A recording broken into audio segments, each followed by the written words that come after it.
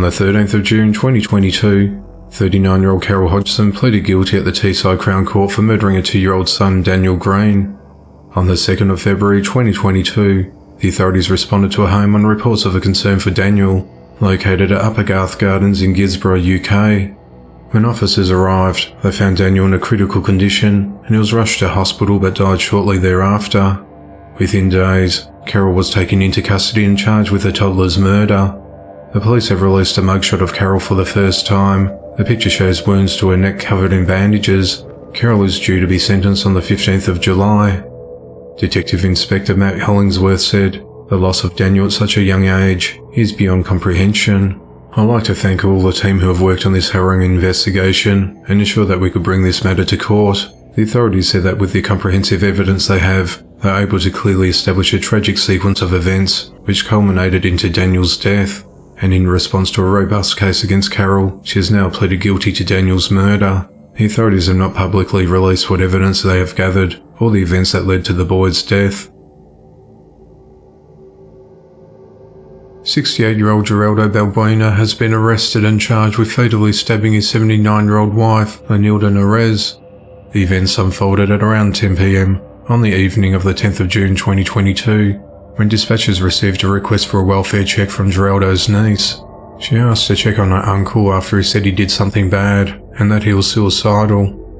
At around 10:20 p.m, officers arrived outside Geraldo's apartment, located at 615 West 144th Street in New York, but they received no response when they knocked on the door. An officer mounted a fire escape that ran outside the apartment and peered inside and found Geraldo holding a large wooden-handled knife. After gaining entry into the apartment, officers discovered his wife's unresponsive body on the bedroom floor, lying in a pool of blood. She had suffered multiple stab wounds to the chest and abdomen. She was rushed to the St. Luke's Hospital, but after spending half an hour trying to save her, she was pronounced dead at around 11:15 p.m. Geraldo was arrested and charged with murder and criminal weapons possession. Earlier that day, neighbours witnessed the pair feuding over the house they owned.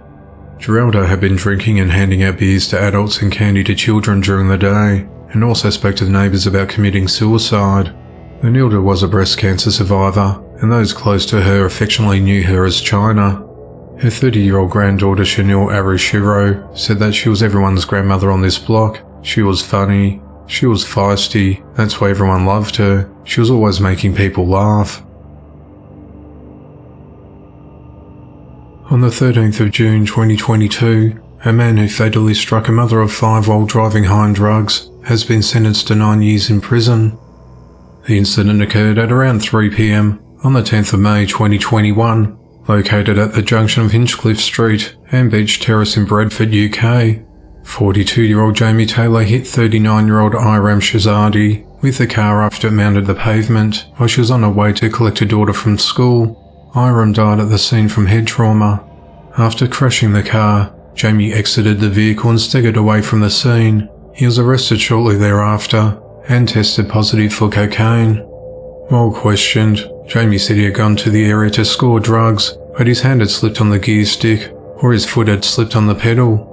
The court heard Jamie had already collided with a parked car in the neighbourhood shortly before he hit Iram as she was walking to collect her youngest child from school. Jamie's defence said he felt shame and deep remorse after he left the scene in sheer panic and wished he could turn back time and was ready to face the consequences. The judge said that Jamie had taken a conscious decision to drive down the residential street as fast as he could to avoid being stopped or his registration being taken after the first collision with a parked car. A witness described the car as roaring and it had driven straight onto the pavement as Iram was coming around the corner. In sentencing Jamie, the judge said your actions have cut short the life of a decent woman and mother.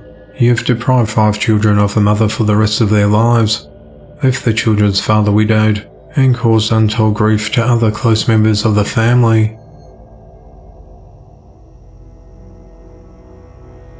Pro wrestler 44-year-old Jeff Hardy has been arrested and charged for driving under the influence. At around 12:30 a.m. on the 13th of June 2022, the Highway Patrol received a report of an impaired driver in a white car swerving and running off the roadway along the Interstate 95 in Volusia County, Florida. Jeff was spotted and pulled over by a patrol officer. He appeared to be confused and exited his car and was said to be staggering and smelling of alcohol. It was reported that he could not complete any portion of the sobriety test successfully or without risk of falling over.